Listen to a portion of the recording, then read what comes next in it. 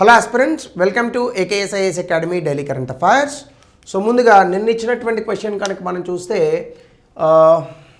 Narcotic drugs and psychotropic substances act ఇక్కడ ఇట్టని రాశాము. So దీనికి సంబంధించిన ఆర్గనైజేషన్ అనమాట ఇది. ఈ చట్టం 1985లో వచ్చింది. ఈ చట్టం మనకి 1985లో వచ్చింది. సో ఆర్గనైజేషన్ని ఈ నార్కోటిక్స్కి సంబంధించిన ఆర్గనైజేషన్ 1986లో తీసుకొచ్చారు. Sorry for this.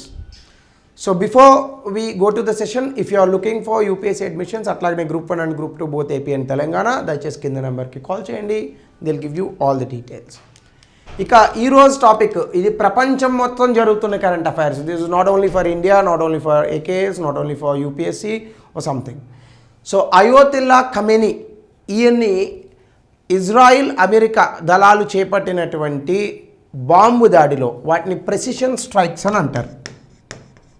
అంటే గురి చూసి కొట్టడం, కరెక్ట్గా తెలుగులో చెప్పాలంటే. సో B-12 B-2 బాంబర్స్తో బంకర్లను కూడా పేల్చగలిగేటటువంటి చాలా సమర్థవంతమైనటువంటి మిసైళ్లతో బాంబులతో విరుచుకుపడి అమెరికా, ఇజ్రాయిల్ ఈయనని హతమార్చాయి. ఈయన మాత్రమే కాదు, 84-86 సంవత్సరాలు ఉన్నటువంటి అయోతుల్లా ఖమేనీతో పాటు ఆయన కూతురు, అల్లుడు, మనవరాలు కూడా మరణించారు. ఇమీడియట్గా ఇతని కొడుకును కూడా ఇప్పుడు మళ్ళీ ఇరాన్కి సుప్రీం లీడర్గా ప్రకటించింది ఇరాన్. సో ఈ జరిగినటువంటి స్ట్రైక్స్లో ఈయన మరణించారని ఇరాన్ కూడా ధృవీకరించింది. ట్రంప్ ఆయన కూడా ధృవీకరించారు. ఇజ్రాయెల్ నెతన్యాహు అయితే మార్నింగే చెప్పారు. సో దీనికి సంబంధించి అమెరికా చేస్తున్నటువంటి ఈ దాడులు దేనికోసం? ఇరాన్ని రక్షించడం కోసం. ఇప్పుడు మరి అమెరికా తన దగ్గర బలం ఉందని చెప్పి ఇలా ఎన్ని దేశాల మీద దాడులు చేస్తూ పోతుంది. రేపొద్దున భారతదేశంలో కూడా డెమోక్రసీ సరిగ్గా లేదు. భారతదేశానికి ఇంకా చాలా పొటెన్షియల్ ఉంది. భారతదేశంలో ఉన్న రాజకీయ నాయకులు ఆ పొటెన్షియల్ని దెబ్బతీస్తున్నారు. సో అక్కడ ఉన్నటువంటి మోడీనో, రాహుల్ గాంధీనో, రేపు ఎక్సో, వైయో, అరవింద్ కేజ్రీవాలో ఎవరో ఒకళ్ళు అధికారంలో ఉన్నప్పుడు వాళ్ళను కూడా అధికారంలో నుంచి దింపేస్తామని వాళ్ళ మీద కూడా దాడులు చేసి చంపేస్తే మనం ఊరుకుంటామా? లేదు కదా. మన పక్కనే ఉన్నటువంటి దేశంలో ముఖ్యంగా పాకిస్తాన్ దేశము. సో పాకిస్తాన్ దేశం గురించి మీ అందరికీ తెలుసు, ఎంత ఉగ్రవాదాన్ని పెంచి పోషిస్తున్నటువంటి దేశము. మరి ఆ దేశంలోకి వెళ్ళి ఆ దేశం మనల్ని కూడా ఇబ్బంది పెడుతోందని మనం కూడా ఆయుధాలతో దాడి చేసి అక్కడ ప్రైమ్ మినిస్టర్ని వీళ్ళని చంపేస్తే అమెరికా ఊరుకుంటుందా? మరి మన పక్కన ఉన్నటువంటి బంగ్లాదేశ్లో యూనిస్ ఖాన్ ఎవరైతే ఉన్నాడో, మహమ్మద్ యూనిస్, సో ఆయన మరి భారతదేశానికి వ్యతిరేకంగా మారాడు. ఆయన్ని కూడా మనం చంపేస్తే వెళ్ళి అమెరికా, మిగతా దేశాలు ఊరుకుంటాయా? సో అమెరికాకి అధికారాన్ని ఎవరిచ్చారు? వేరొక దేశాలకు సంబంధించి అఫ్కోర్స్ ఖమేనీ అనేటటువంటి వ్యక్తి కొంత మతోన్మాది కావచ్చు, ఇబ్బంది పెట్టేటటువంటి వ్యక్తి కావచ్చు, మరొక స్వభావాలు ఉన్నటువంటి వ్యక్తి కావచ్చు. కానీ అది ఎవరు తేల్చుకోవాలి? ఇరాన్లో ఉన్నటువంటి ప్రజలు, ఇరాన్లో ఉన్నటువంటి సైనిక బలగాలు, ఇరాన్లో ఉన్నటువంటి ప్రభుత్వాలు, సివిల్ సొసైటీ ఆర్గనైజేషన్స్ వీళ్ళు తేల్చుకోవాలి. ఒక దేశం తాలూకా అంతర్గత వ్యవహారాల మీద వేరొక దేశానికి అసలు ఏంటి సంబంధం? సో అమెరికా ఇలాంటి పనులు చేయడం వల్ల పోనీ ప్రపంచంలో శాంతి నెలకొంటుందా? సో ఇది మనం ఈరోజు క్లాస్లో చర్చిద్దాం. ముందుగా ఇది న్యూస్లో ఎందుకు వచ్చింది? Iran supreme leader Ayatollah Ali Khamenei ఈయన్ని హతమార్చారు. US ప్రెసిడెంట్ ట్రంప్ దీనికి సంబంధించి ఇజ్రాయెల్ జాయింట్ US ఆపరేషన్స్ గురించి చెప్పారు. సో ఇరాన్ దీనికి సంబంధించి 40 రోజులు మౌనింగ్ని ప్రకటించింది. అలాగనే ఆయన సమరయోధుడు అయ్యాడు అని కూడా ఇరాన్ ఈ నేపథ్యంలో తెలిపింది. సో దీనికి సంబంధించి కనుక మనం చూస్తే అసలు ఎవరు ఈ అయోతుల్లా అలీ ఖమేనీ అనేటటువంటి వ్యక్తి? ఈయన 1939లో నార్దర్న్ ఇరాన్, ఉత్తర ఇరాన్ ప్రాంతంలో జన్మించాడు. ఈయన 8 మంది ఉన్నటువంటి ఒక రిలీజియస్, అంటే చాలా మతాలను తూచా తప్పకుండా ఆచరించేటటువంటి ఒక ఫ్యామిలీ, రిలీజియస్ క్లెరిక్. ఈ ఫ్యామిలీలో ఇతను పుట్టాడు. ఈ 8 మంది చిల్డ్రన్ ఎవరైతే ఉన్నారో ఇందులో ఈయన రెండో వాడు. సో ఈయన కోమ్ అనేటటువంటి ప్రాంతంలో ఈ క్లెరికల్ స్టడీస్ ఏవైతే ఉన్నాయో వాటిని పూర్తి స్థాయిలో ఈయన అభ్యసించాడు. సో దాని తర్వాత అయోతుల్లా ఖమేనీ ఆ రోజుల్లో పెల్వి డైనెస్టీ అని ఒకటి ఉంటుంది. మీరు ఈ వివరాలు కావాలని అనుకుంటే నేను ఒక నెల రోజుల క్రితం ఇరాన్ తాలూకా చరిత్ర మీద ఒక క్లాస్ చేశాను. సో దయచేసి ఈ ఇరాన్ చరిత్ర మీద నేను చేసినటువంటి క్లాస్ని దయచేసి చూడండి. ఆ క్లాస్తో మీరు ఈ క్లాస్ను కనుక కంబైన్ చేస్తే మీకు బెటర్గా వివరాలు తెలుస్తాయి. సో ఈయన 1962లో ఆ పెల్వి షా డైనెస్టీ అని అంటారు. ఈ షా డైనెస్టీకి వ్యతిరేకంగా ఒక మూమెంట్లో పాల్గొన్నాడు. ఈయన చాలాసార్లు అరెస్ట్ చేశారు. 1979 ఇరాన్ రెవల్యూషన్లో చాలా అద్భుతమైనటువంటి ఒక విప్లవ నాయకుడిగా ఈయన ఎదిగాడు.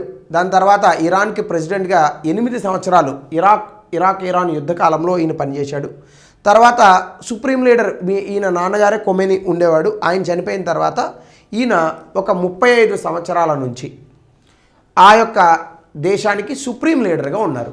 సో ఎవరు ఈ సుప్రీం లీడర్ అంటే ఇరాన్ తాలూకా వ్యవస్థలో, థియోక్రటిక్ వ్యవస్థలో సుప్రీం లీడర్ అనేటటువంటి వ్యక్తి అత్యంత అధికమైనటువంటి అధికారాలు కలిగినటువంటి వ్యక్తి. ఆ దేశంలో కూడా ప్రెసిడెంట్ ఉంటాడు, పార్లమెంట్ ఉంటుంది, జ్యుడిషియరీ ఉంటుంది. కానీ వీళ్ళందరికీ ధీటుగా అధికారాలు ఉన్నటువంటి వ్యక్తి ఈ సుప్రీం లీడర్గా చూస్తారు. సో ఇతని చేతిలోనే ఆర్మ్డ్ ఫోర్సెస్ అనేటటువంటివి ఉంటాయి. జ్యుడిషియరీలో జడ్జిలను ఇతనే అపాయింట్ చేస్తాడు. మీడియాకి సంబంధించి ఇతనే హెడ్లు అపాయింట్ చేస్తాడు. సెక్యూరిటీ ఏజెన్సీస్కి సంబంధించినటువంటి వ్యక్తులకు సంబంధించిన హెడ్స్ వీళ్ళందరినీ కూడా ఇతనే అపాయింట్ చేస్తాడు. ఎవరైనా ఎలక్టెడ్ అఫీషియల్స్ అంటే ప్రభుత్వంలోనే అపాయింట్ చేయబడినటువంటి అఫీషియల్స్ కానీ ప్రజలు ఎన్నుకున్నటువంటి అఫీషియల్స్ను కూడా తీసేసేటటువంటి అధికారం కూడా ఇతనికే ఉంటుంది. ఒకవేళ దేశంలో శాంతి రావాలన్నా, వేరొక దేశం మీద యుద్ధం చేయాలన్నా కూడా అన్నీ ఇతని చేతిలోనే ఉంటాయి. సో సుప్రీం లీడర్ అంటే ఇంకా ఆ దేశానికి అధినేతగా మనము ఇతన్ని అనుకోవచ్చు. సో అయితే ఇతను ఈ సుప్రీం లీడర్ అనేటటువంటి వ్యక్తి ఎవరైతే ఉంటారో అతను విదేశాలకు సంబంధించినటువంటి విధానాలు అంటే విదేశీ విధానాలు, అలాగే మిలిటరీ విధానాలు, అలాగే ఇస్లామిక్ రెవల్యూషనరీ గార్డ్ ఫోర్స్, అలాగే కోడ్ ఫోర్స్ వాళ్ళ తాలూకా ఆర్మీ, వీటన్నిటిని కూడా ఇతని చేతుల్లోనే ఉంటాయి. దీంతో పాటుగా వీళ్ళకి ఒక డాక్ట్రిన్ ఉంది, అంటే ఒక స్కూల్ ఆఫ్ థాట్ ఉంటుంది. అదేంటంటే విలాయత్ ఈ ఫహీక్ అనేటటువంటిది, guardianship of the jurist. So ఇతనే అత్యంత అధికారాలను కలిగినటువంటి వ్యక్తి. సో ఈ ఐడియాలజీ అయోతుల్లా రుహుల్లా ఖొమేనీ, సో ఆ ముందున్నటువంటి వ్యక్తి, వీళ్ళ ఫాదరు 1979లో ఇరాన్కి ఒక రాజ్యాంగం రాస్తారు. అందులో ఈ డాక్ట్రిన్స్ని పెట్టి మనం ఎట్లా అయితే పార్లమెంటరీ వ్యవస్థను తీసుకొచ్చామో అలాగనే వాళ్ళు కూడా ఈ వ్యవస్థను తీసుకొచ్చారు. ఈ వ్యవస్థకు ఉన్నటువంటి హెడ్డే సుప్రీం లీడర్గా ప్రకటిస్తారు. అయితే ఈ సుప్రీం లీడరు దాదాపుగా ఇరాన్ని ఇస్లామిక్ పద్ధతిలో మాత్రమే ఆ యొక్క దేశాన్ని నడిచేటట్టుగా ట్రై చేశాడు. ముఖ్యంగా అణ్వాయుధాలను సమకూర్చుకోవడంలో ఇరాన్ వేసినటువంటి ప్రతి అడుగులోని కూడా ఖొమేనీ తాలూకా పాత్ర చాలా ఎక్కువగా ఉంది. ఎందుకు అంటే నార్త్ కొరియా లాంటి దేశాన్ని అమెరికా ఎందుకు ఏం చేయలేకపోయింది అంటే వాడి దగ్గర అణ్వాయుధాలు ఉన్నాయి. పాకిస్తాన్ ఎందుకు ఏం చేయలేకపోయింది? ప్రపంచంలో అమెరికాని కూడా చాలా ఇబ్బంది పెట్టినటువంటి ఒసామా బిన్ లాడెన్ ఎక్కడ దాక్కున్నాడండి? అమెరికా ఎన్నో రోజులు వెతికినా దొరకని ఒసామా బిన్ లాడెన్, 9/11 అటాక్స్కి కారణమైనటువంటి ఒసామా బిన్ లాడెన్, ఎంతోమంది అమెరికన్ ప్రాణాలకు ముప్పు తెచ్చినటువంటి ఒసామా బిన్ లాడెన్ ఎక్కడ దాక్కున్నాడు? అబోటాబాద్, పాకిస్తాన్లో దాక్కున్నాడు. అలాంటి పాకిస్తాన్ అమెరికా ఎందుకు ఏం చేయలేకపోయింది? పాకిస్తాన్ దగ్గర అణ్వాయుధాలు ఉన్నాయి, నార్త్ కొరియా దగ్గర అణ్వాయుధాలు ఉన్నాయి. సో అణ్వాయుధాలు ఉంటే ఏం చేయలేరు అనేది గ్రహించినటువంటి ఇరాన్ అణ్వాయుధాలను సమకూర్చుకోవడానికి ప్రయత్నించింది. ఇది జరగకూడదు అని ఎప్పుడైతే అనుకున్నారో అమెరికా వీళ్ళ మీద విపరీతంగా బాంబుల వర్షాలు కురిపించడం, వాళ్ళ మీద ఆర్థికపరమైనటువంటి శాంక్షన్స్ పెట్టడం, ఇరాన్ని అతలాకుతలం చేసి ఇరాన్ ప్రజలే ఇరాన్ ప్రభుత్వం మీద వ్యతిరేకతకు దిగేటట్టుగా చాలా వరకు అమెరికా ప్రయత్నించింది, విజయాన్ని కూడా సాధించింది. సో ఇందులో భాగంగానే గతంలో ఒక 3-4 నెలల క్రితం ఇరాన్ జనరల్ని చంపారు. ఇప్పుడు ఈ వ్యక్తిని, ఎవరిని, ఖొమేనీని కూడా అమెరికా బలగాలు చంపాయి. సో దీనికి సంబంధించి అమెరికా చేసినటువంటి అడ్వెంచర్స్, అసలు ఇవి ఏవైనా ఎక్కడైనా సక్సెస్ అయ్యాయా? అమెరికా చేసినటువంటి అనేక రకాలైనటువంటి యుద్ధాలు ప్రపంచంలో ఎక్కడైనా శాంతిని నెలకొల్పాయా అనేటటువంటిది మనం చూద్దాం. ముందుగా US aggression in west Asia. మీరు ఒక్కసారి అమెరికా 2003 ఇరాక్ కావచ్చు, 2019 ఆఫ్ఘనిస్తాన్ కావచ్చు, ఇప్పుడు 2021 నుంచి 2012 నుంచి సిరియా కావచ్చు, గాజా, 2019 లిబియా కావచ్చు, ఎక్కడైనా అమెరికా అడుగుపెట్టిన చోట అంతా దరిద్రమే. అమెరికా అడుగుపెట్టిన ప్రతి చోట ఆ దేశాలలో ఉన్నటువంటి ప్రజలే ఎక్కువగా ఇబ్బంది పడ్డారు. అమెరికా ఆ దేశాల అధినేతలను చంపిన తర్వాత ఆ దేశాలలో చాలా కరుడుగట్టినటువంటి తీవ్రవాద సంస్థలు వచ్చాయి.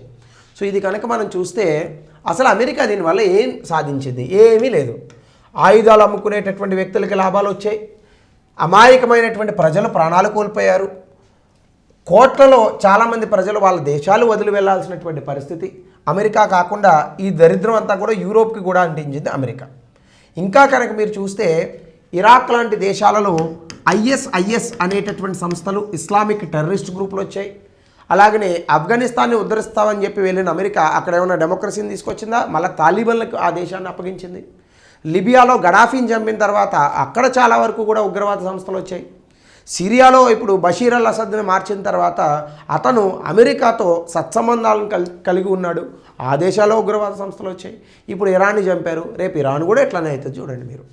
సో కాబట్టి వేరే వేరే ప్రాంతాల్లో criminal gangs, violence, illegal activities అన్నీ అమెరికా ఎక్కడ అడుగు పెడితే రావణ కాష్టం అంటారు చూడండి, రావణుడు వెళ్ళిన చోట అంతా కూడా శవాల గుట్టలు లేచేవాట. అట్లా కూడా అమెరికా వెళ్ళిన ప్రతి చోట కూడా రావణ కాష్టాలే వస్తున్నాయి. దీనికి సంబంధించి కనుక మనం చూస్తే యుఎస్ వెస్ట్ ఏషియాలో చాలా యుద్ధాలను చేసింది, ఇరాక్, ఆఫ్ఘనిస్తాన్ నుంచి. అలాగనే అమెరికా ఈ యుద్ధాలను ఆపేసింది. ఎందుకంటే ఈ యుద్ధాలలో పాల్గొన్నటువంటి అమెరికన్ సైనికులు చాలామంది చనిపోయారు. దీని కారణంగా అమెరికా ప్రభుత్వం మీద అమెరికా పౌరులు ఎదురెదిరిగినటువంటి పరిస్థితులు. అప్పటి నుంచి అమెరికా ఏం చేసింది? డ్రోన్స్తో ఎయిర్ స్ట్రైక్స్ చేయడం ప్రారంభించింది. అంటే డైరెక్ట్గా సైనికులను పంపి యుద్ధాలు చేయకుండా విమానాలతో దాడులు చేసి తన తాలూకా పబ్బం గడుపుకునేటటువంటి ప్రయత్నాలు చేసింది. అయితే ఇందులో చాలామంది సివిలియన్ క్యాజువాలిటీస్ కూడా జరుగుతున్నాయి. Western media pro war narratives ఇచ్చినప్పటికీ ఈ మిసైల్ స్ట్రైక్స్లో ఇప్పుడు ఉదాహరణకి ఖమేనీని చంపారు, ఖమేనీ చనిపోయాడని చెప్తున్నారు. ఎంతమంది ఇన్నోసెంట్ పీపుల్ చనిపోయారు? వెస్ట్రన్ మీడియా చెప్పదు, అమెరికా చెప్పదు ఇది. సో మొన్న బషీర్ అల్ అసద్ స్ట్రైక్స్ ఇవన్నీ జరిగాయి. అతను బతికే ఉన్నాడు అనుకోండి, అతను చచ్చిపోలేదు. ఎంతమంది కామన్ పీపుల్ చనిపోయారు? గడాఫీని చంపేటటువంటి సమయంలో లిబియా 2019లో ఎంతమంది అమాయకపు ప్రజలు చనిపోయారు? సద్దాం హుసేన్ ప్రభుత్వాన్ని పడగొట్టినటువంటి సందర్భంలో ఎంతమంది అమాయకపు ప్రజలు చనిపోయారు? ఆఫ్ఘనిస్తాన్లో ఎంతమంది అమాయకపు ప్రజలు చనిపోయారు? ఇది చెప్పదు అమెరికా. సో కాబట్టి యుఎస్ ఇంటర్వెన్షన్ అనేటటువంటిది తన తాలూకా హెజిమనీ, అమెరికా తాలూకా ఆ హెజిమనీని చూపించుకోవడానికి తప్ప ఎందుకు అమెరికా చేసినటువంటి పనులు ప్రపంచానికి పనికొచ్చేవి కాదు. ఇది 100%. అయితే మనం ఒకసారి చూస్తే ఆఫ్ఘనిస్తాన్లో 20 సంవత్సరాలు ప్రయత్నించింది అమెరికా, తాలిబాన్లతో యుద్ధం చేసింది. ఏమైంది? 70,000 మంది American trained Afghanistan security forces చనిపోయారు. ఈ పాపం ఎవరిది? అమెరికాది. అలాగనే ఇన్నోసెంట్ పీపుల్ వేల సంఖ్యలో చనిపోయారు. 10 లక్షలకు మందికి పైగా కాళ్ళు చేతులు విరిగిపోయి బుల్లెట్లు కూడా తగిలినాయి. 2,440 మంది అమెరికన్ ట్రూప్స్ చనిపోయారు. 21,000 మంది ఇంజూర్ అయ్యారు. దీని కారణంగా అమెరికా బ్రౌన్ యూనివర్సిటీ ఇచ్చినటువంటి లెక్కల ప్రకారం $2,30 ట్రిలియన్ల అంటే ఇండియా జీడిపిలో 50%. ఫోర్బ్స్ జాబితా అయితే 300 మిలియన్ పర్ డే, ఒక రోజుకి $300 మిలియన్. 1 మిలియన్ అంటే ఇప్పుడు మన భాషలో 9 కోట్లు. ఇంత డబ్బుని అమెరికా ఖర్చు పెట్టింది. అయితే ఆఫ్ఘనిస్తాన్ తాలూకా ఆస్తులను ఎంత తెచ్చుకుంది అమెరికా? వెనక్కి $7 బిలియన్. ఎక్కడ 7 బిలియను, ఎక్కడ 2.3 ట్రిలియన్. సో ఇంత డబ్బుని ఖర్చు పెట్టి ఇప్పుడు ఆఫ్ఘనిస్తాన్లో ఏమన్నా ప్రజలకి పనికొచ్చేటటువంటి పని చేసింది అమెరికా? మొత్తం ఈ యొక్క ఆఫ్ఘనిస్తాన్ని తీసుకొని వెళ్ళి తాలిబాన్ల చేతిలో పెట్టింది. సో ఇప్పుడు ఇంకా నరకప్రాయమైంది ఆఫ్ఘనిస్తాన్ తాలూకా ప్రజల యొక్క పరిస్థితి. అంటే నువ్వు పోయి ఏం చేసినావు అక్కడ? ఏదో కాస్తో కూస్తో బ్రతుకుతున్నటువంటి దేశాలకు ఒక ఆశ కల్పించి మొత్తం ఆ దేశం మొత్తం సర్వనాశనం అయ్యేటట్టు చేసినాం. ఆఫ్ఘనిస్తాన్. రెండోది చూద్దాం, ఇరాక్లో చూద్దాం. 2003లో ఇరాక్ దగ్గర అణ్వాయుధాలు ఉన్నాయని చెప్పేసి యూకే, ఫ్రాన్స్, అమెరికా, ముఖ్యంగా నాటో అన్నీ కలిసి ఇరాక్ మీద యుద్ధం చేశారు. షాక్ అండ్ యావ్ బొంబార్డ్మెంట్ అని మార్చి 2003లో స్టార్ట్ అయింది. సద్దాం హుస్సేన్ని పట్టుకున్నారు. దాదాపుగా 12 లక్షల మంది ఇరాకీలు ఇందులో చనిపోయారు ఈ ఇన్వేజన్ కారణంగా. దీనివల్ల ఏమైంది? ఆల్ ఖైదా ఇరాక్లో స్థిరపడింది. ఐఎస్ఐఎస్ అనేటటువంటి సంస్థ కూడా ఇరాక్లోకి వచ్చింది. 4,500 మంది యుఎస్ సోల్జర్స్ చనిపోయారు. 1,000 మంది కాంట్రాక్టర్లు చచ్చిపోయారు. 30,000 మంది సోల్జర్స్ ఇంజూర్డ్ అయ్యారు. హార్వర్డ్ యూనివర్సిటీ ఎస్టిమేషన్ ప్రకారం 2008లో ఈ యుద్ధం వల్ల $3 ట్రిలియన్ అమెరికాకి ఖర్చు అయ్యాయి. యుఎస్ 2011లో ఏం చేయలేక సద్దాం హుసేన్ని చంపి వెనక్కి వచ్చింది. దీని కారణంగా ఏమైంది మనకి 2014లో మళ్ళా డైష్ కమ్యూనిటీ అని ఒకటి ఉంటుంది, వాళ్ళతో యుద్ధాలు చేయడానికి వెళ్ళింది. కానీ అప్పుడు డైరెక్ట్గా వెళ్ళకుండా ఎయిర్ పవర్తో యుద్ధాలు చేసింది. ఇరాక్ దగ్గర ఉన్నటువంటి ఈ యొక్క బావులు ఏవైతే ఉన్నాయో ఇవన్నీ కూడా ఆ ఫండ్స్ యుఎస్ ఫెడరల్ రిజర్వ్లో అట్టే పెట్టుకున్నారు. సో ఇవన్నీ కూడా యుఎస్ ఆ డబ్బులతో వాడు జల్సా చేశాడు. ఇప్పుడు ఇరాక్ పరిస్థితి చూడండి. ఇరాక్లో పూర్తి స్థాయి ఉగ్రవాదం ఎవరి చేతిలో ఉండాలి? ప్రభుత్వం ఉంది, ప్రభుత్వం పనికిరాదు. ఐఎస్ఐఎస్, ఆల్ ఖైదా వీళ్ళు ఒక చోట నుంచి ఆక్రమించుకుంటూ వస్తున్నారు, ప్రభుత్వం వాళ్ళతో పోరాడుతుంది. ఇందులో అమాయకపు ప్రజలు చనిపోతున్నారు. సో ఇది ఇరాక్లో పరిస్థితి. ఏమన్నా ఇరాక్లో నువ్వు సాధించింది ఏమన్నా ఉందా? సద్దాం హుసేన్ని చంపేసినావు. సద్దాం హుసేన్ ఉన్నన్ని రోజులు ఇరాక్ ఎంతో కొంత ప్రశాంతంగా చచ్చింది. సరే, అతను చెడ్డవాడా మంచివాడా తర్వాత సంగతి. మంచివాడు ఏం కాదు. సద్దాం హుసేన్ కూడా చాలా దేశాల మీద యుద్ధాలు చేశాడు, ముఖ్యంగా ఖతర్ ఇలాంటి దేశాల మీద విపరీతమైన యుద్ధాలు చేశాడు. సో నేను మంచివాడని చెప్పట్లా, కానీ సాధించింది ఏంటి? ఏం లేదు. ఇరాక్ ఎందుకు పనికి రాకుండా పోయింది. పోనీ సిరియా, యుఎస్ 2014లో డైష్ కమ్యూనిటీ అని ఉంటుంది, వీళ్ళు ఇరాక్కి వ్యతిరేకం. వీళ్ళతో ఫైట్ చేయడానికి వీళ్ళని సిరియా సపోర్ట్ చేసేది. అందుకని చెప్పి వాడి మీద యుద్ధానికి పోయినాడు వీడు. సో గవర్నమెంట్కి వ్యతిరేకంగా ఉన్నటువంటి ట్రూప్స్కి అమెరికా సపోర్ట్ ఇచ్చి వాళ్ళకి ఆయుధాలను ఇచ్చింది, వాళ్ళకి హెల్ప్గా ఎయిర్ స్ట్రైక్స్ చేసింది. ఈవెన్ సిరియా తాలూకా రక్కా అనేటటువంటి ప్రాంతం వాళ్ళ క్యాపిటల్, అక్కడ కూడా చేశారు. చాలామంది అమాయకపు ప్రజలు అమెరికా దాడుల్లో చనిపోయారు. దాదాపుగా 2000 మంది అమెరికన్ ట్రూప్స్ ఆయిల్ రిచ్ రీజియన్స్లో ఇక్కడ ఎస్టిమేట్ వాళ్ళను కూడా పెట్టారు. సిరియాలో $12 బిలియన్ ఆయిల్ని అమెరికా ఎత్తుకెళ్ళింది. సో దీని కారణంగా ఏమైందండి? సిరియాలో ఉన్నటువంటి ప్రజలు పక్కనున్న దేశాలకు వలస వెళ్ళారు. సిరియాలో ప్రభుత్వం పూర్తిగా కోల్పోయింది. బషీర్ అల్ అసద్ తాలూకా రిజైమ్ దెబ్బతింది. ఇప్పుడు సిరియాలో ఆల్ ఖైదా, ఐఎస్ఐఎస్ ఫోర్సెస్ ఈ డాయిష్ కమ్యూనిటీతో దెబ్బలాడుకొని అమాయకపు ప్రజలు చనిపోతున్నారు. సో ఇప్పుడు సిరియాలో ఏం సాధించింది? ఏమీ సాధించలా. మొత్తం ఎందుకు పనికి రాకుండా అయిపోయింది సిరియా. సో వీడు ఎక్కడికి వెళ్తే అక్కడే పాడు చేస్తాడు వీడు. అలాగనే యమన్ అనేటటువంటి దేశం, ఇది కూడా సౌదీ అరేబియాకి సంబంధించినటువంటి వాళ్ళు యమన్ వాళ్ళు దెబ్బలాడుకుంటున్నారు. 2015లో వీడు సౌదీ అరేబియాకి హెల్ప్ చేశాడు. వాడికి విపరీతమైనటువంటి వెపన్స్ అమ్మాడు, ట్రైనింగ్ ఇచ్చాడు, ఇంటెలిజెన్స్ సపోర్ట్ ఇచ్చాడు. వార్ వచ్చింది, యమను సౌదీ అరేబియా దెబ్బలాడుకున్నాయి. 1000 మందిలో జనాలు చనిపోయారు. సో వీడు ఎక్కడికి వెళ్తే అక్కడ ప్రజలు చనిపోవడమే. మీరు కరెక్ట్గా లెక్క పెడితే ఈ భూమి మీద ఉగ్రవాదం పేరుతో చనిపోయినటువంటి మనుషుల కన్నా అమెరికా యుద్ధాల కారణంగా చనిపోయినటువంటి మనుషుల యొక్క సంఖ్య కొన్ని రెట్లు ఎక్కువ ఉంటుంది. సో ఎవడు నిజమైన ఉగ్రవాది అని ఇప్పుడు కొన్ని చర్చలు జరుగుతున్నాయి. ఇది మనం ఆలోచించాలి. అలాగనే లిబియా 2011లో నాటో ఇంటర్వెన్షన్ వచ్చింది. మహమ్మద్ గడాఫీని ఆ రోజుల నుంచి బాగా ఇబ్బంది పెట్టి 2019లో అతను చంపేశారు. సో మొత్తం గడాఫీ లేనటువంటి కారణంగా లిబియా అప్పటి వరకు చాలా సంపన్న దేశం. సరే, ప్రజలు ఇబ్బంది పడి ఉండొచ్చు, నేను కాదని అనట్లేదు. కానీ ఇప్పుడు లిబియాలో చాలా ఫోర్సెస్ వచ్చేసాయి. డాయిష్ అనేటటువంటి వాళ్ళు టెర్రరిస్ట్ గ్రూపే, వాళ్ళు వచ్చారు ఇప్పుడు. సో మొత్తం కూడా అక్కడ ప్రభుత్వం రెండుగా విడిపోయి దెబ్బలాడుకుంటున్నారు. సో ఏం కలిసి వచ్చింది లిబియాకి? సో లిబియాలో మారణకాండ. అలాగనే పాకిస్తాన్లో కూడా చేశాడు వీడు. 2004లో డ్రోన్ స్ట్రైక్స్ నార్త్ వెస్ట్ పాకిస్తాన్లో చేశారు. Bureau of investigation journalism 430 drone strikes జరిగాయని అనుకున్నారు. 4000 మంది ఇన్నోసెంట్ పీపుల్ చనిపోయారు. ముఖ్యంగా అందులో 1000 మందికి పైగా అమాయక ప్రజలు ఉన్నారు. పిల్లలు 207 మంది పిల్లలు పట్టణ పెట్టుకుంది. వీడు పాకిస్తాన్ వాడు మనం బాంబులు వేస్తే వేసామంటాడు. అమెరికా దగ్గరికి వెళ్ళి సిగ్గుండాలి పాకిస్తాన్కి కూడా.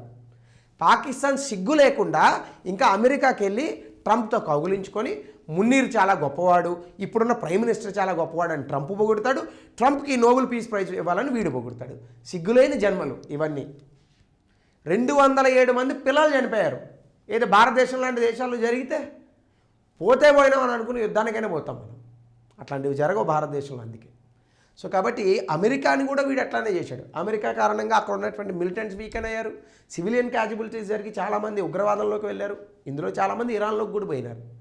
సో అలాగనే మనం కనుక చూస్తే సోమాలియా, యుఎస్ 2007 నుంచి ఇంటెన్సిఫై అయింది. దాదాపుగా 1000 మంది ట్రూప్స్ కూడా వెళ్ళారు. థౌజండ్స్ ఆఫ్ ఎయిర్ స్ట్రైక్స్ జరిగాయి, ముఖ్యంగా అల్ షబాబ్ అనేటటువంటి ఒక సంస్థ మీద. అలాగనే సివిలియన్ క్యాజువలిటీస్ వచ్చాయి. వారు దాదాపుగా $2.5 బిలియన్ డాలర్లను స్పెండ్ చేసింది అమెరికా. అల్ షబాబ్ ఇప్పటికీ ఉంది, ఏమీ చేయలేకపోయింది అమెరికా. అమెరికా తాలూకా ట్రూప్స్ని కూడా వాళ్ళు చంపినటువంటి పరిస్థితులు కూడా వచ్చాయి. సో సోమాలియాలో ఏ రకమైనటువంటి మార్పులు రాలేదు. సో అమెరికా ఓవరాల్గా ఈ చేసినటువంటి యుద్ధాలలో సాధించింది ఏంటయ్యా అంటే, చూడండి, బ్రౌన్ యూనివర్సిటీ లెక్కల ప్రకారం 9/11 అంటే అమెరికాలో అటెంప్ట్స్ జరిగాయి 2001లో. అంటే గత 25 సంవత్సరాలుగా $8 ట్రిలియన్ డబ్బు ఖర్చు పెట్టినాడు వీడు. ఇందులో చాలామంది అమాయక ప్రజలు చనిపోయారు, ఎంతో మౌలిక సదుపాయాలు దెబ్బతిన్నాయి, వేరే దేశాలకు వలస వెళ్ళినటువంటి పరిస్థితులు వచ్చాయి. చాలా దేశాలలో, ముఖ్యంగా ఈ దేశాల్లో ఇన్స్టెబిలిటీ వచ్చింది. క్రిటిక్స్ ఏం చెప్పారంటే, అసలు అమెరికా ఇలా పోయి వేరే దేశాల్లో ఏలు పెట్టడం కారణంగానే ఉగ్రవాదం పెరిగింది ప్రపంచంలో. 2001 ముందు ఏ దేశం మీద ఉగ్రవాదపు ఇండియా తప్ప మిగతా దేశాల మీద ఎక్కడా కూడా ఉగ్రవాదం పంజాబ్ విసిరినటువంటి పరిస్థితులు లేవే. యూరోప్లో ఉగ్రవాదం వెళ్ళి బాంబులు పేల్చినటువంటి పరిస్థితులు లేవే. అమెరికా కారణంగానే ఈ ఉగ్రవాదం అనేటటువంటి జబ్బు ప్రపంచం మొత్తానికి అంటుకుంది.